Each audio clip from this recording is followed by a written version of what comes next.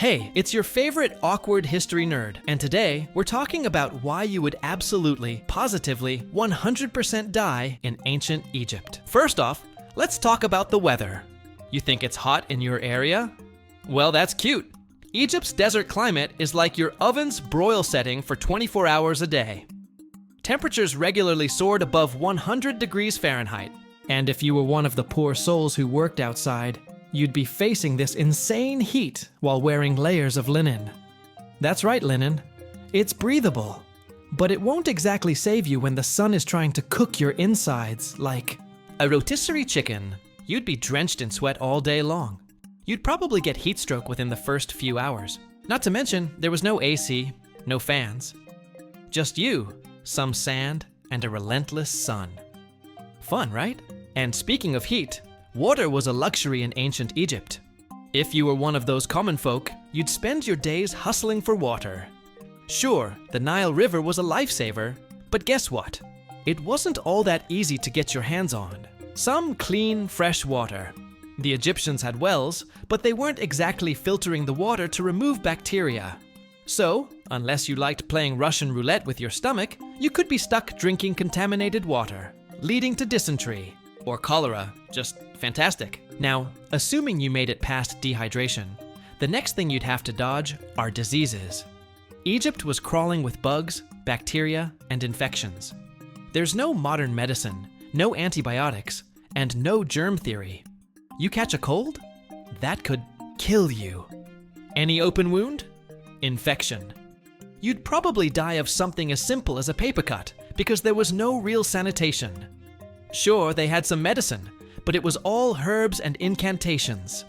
So, yeah, good luck surviving the plague of the unsterilized. Let's talk food. You'd think, oh, ancient Egypt, they've got all that wheat, those cool figs, and maybe a delicious lamb stew. But no, the majority of Egyptians ate bread and beer.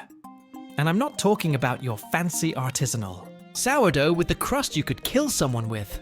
I mean the gritty, crumbly stuff that would probably give you a stomach ache. If you were lucky, you'd get some vegetables or fish.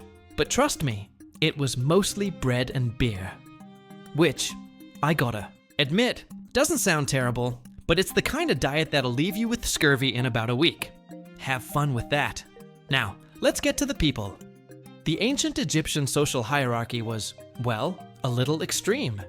You had the pharaohs at the top, followed by priests, scribes, and a whole bunch of folks at the very bottom who, by the way, did all the heavy lifting. We're talking about forced laborers building those massive pyramids. If you were born a commoner, congratulations. You're gonna be digging ditches, hauling stones, or maybe even getting sacrificed because your king felt like it. Oh, and if you were a woman, good luck. You could be married off as soon as you hit puberty. And your main job was probably to have babies and try not to get eaten by crocodiles. And speaking of crocodiles, let's talk about the animals. You think a spider or a raccoon is bad? Nah, Egypt's got actual death machines lurking in every corner.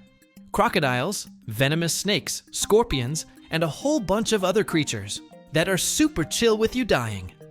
Oh, and I haven't even mentioned the fact that the Nile was full of dangerous fish.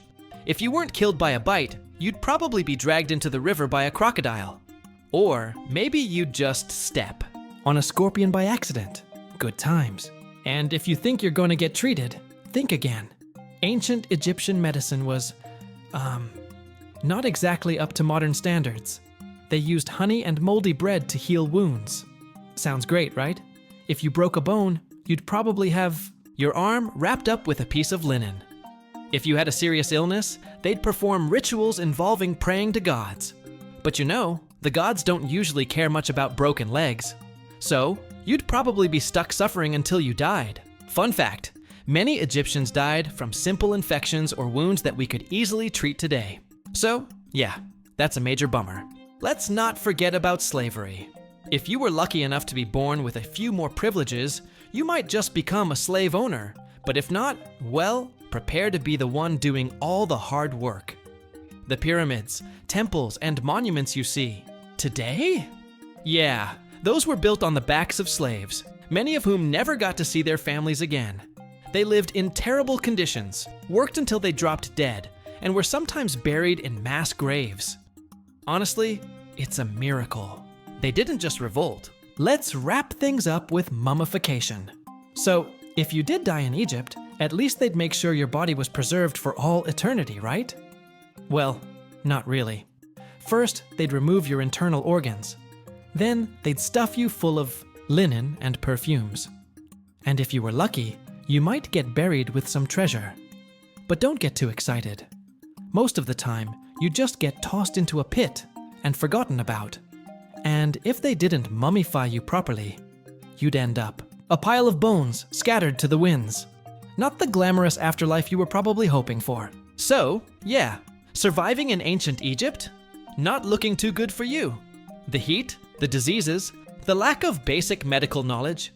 It's a recipe for disaster. You'd probably last all of 5 minutes before being taken out by a scorpion, a bad diet, or just plain old bad luck. But hey, at least you'd go out with a pyramid in your honor, right? Anyway, thanks for watching. Don't forget to like, comment, and subscribe for more history that'll make you glad you weren't born in the past.